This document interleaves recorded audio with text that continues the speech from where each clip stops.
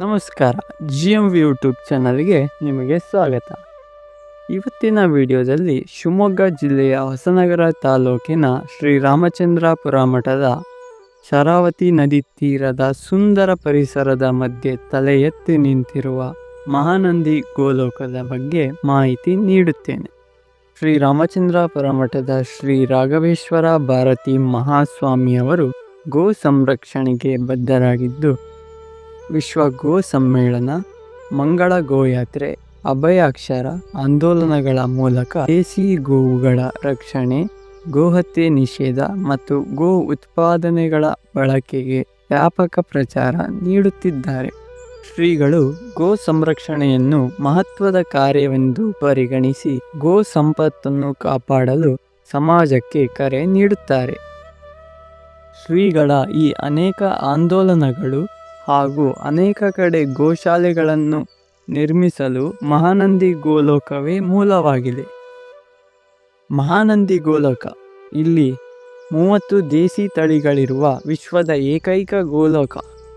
ಇಲ್ಲಿ 500ಕ್ಕೂ ಅಧಿಕ ಗೋವುಗಳಿವೆ. ಗೋವುಗಳ ಪೋಷಣೆಗೆ ದಿನಕ್ಕೆ 1.5 ಟನ್ ಮೇವು, ಸುಮಾರು 750 kg ಹಿಂಡಿ ಈ ಗೋಲೋಕಕ್ಕೆ ಪ್ರತಿನಿತ್ಯ ಬೇಕಾಗಿದೆ. ಮಹಾನಂದಿ ಗೋಲೋಕದ ಶಿಖರದಲ್ಲಿ ಗೋವರ್ಧನ ಗಿರಿಧಾರಿ ಗೋಪಾಲಕೃಷ್ಣನ ದೇವಸ್ಥಾನವಿದೆ. ದೇವಸ್ಥಾನದ ಸುತ್ತಲೂ ಗೋವುಗಳಿವೆ. ದೇಶೀಯ ಗೋವುಗಳ ಸಗಣಿಯಿಂದ ತಯಾರಾಗಿ ರೈತರ ಬೆಳೆಗಳ ಅಭಿವೃದ್ಧಿಯಾಗಲು ಅನುಕೂಲವಾಗುವಂತೆ ಸಾವಯವ ಎರೆಹುಳ ಗೊಬ್ಬರವಾದ ಫಲವತಿ, ಕೃಷಿಗೆ ಉತ್ತಮವಾದ ಎರೆಹುಳ ಗೊಬ್ಬರ ಇಲ್ಲಿ ದೊರೆಯುತ್ತದೆ.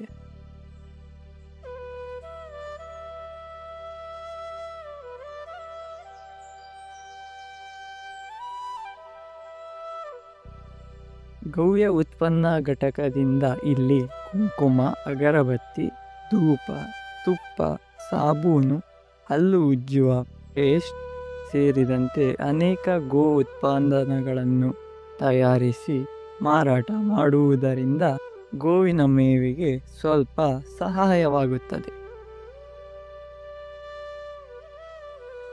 ಮಹಾನಂದಿ ಗೋಲೋಕದಲ್ಲಿ ದೇಸಿ ಗೋವುಗಳ ತಳಿಯನ್ನು ಸಂರಕ್ಷಣೆ ಮಾಡುವುದು ಮುಖ್ಯ ಆದ್ಯತೆ ವಹಿಸಿದ್ದಾರೆ.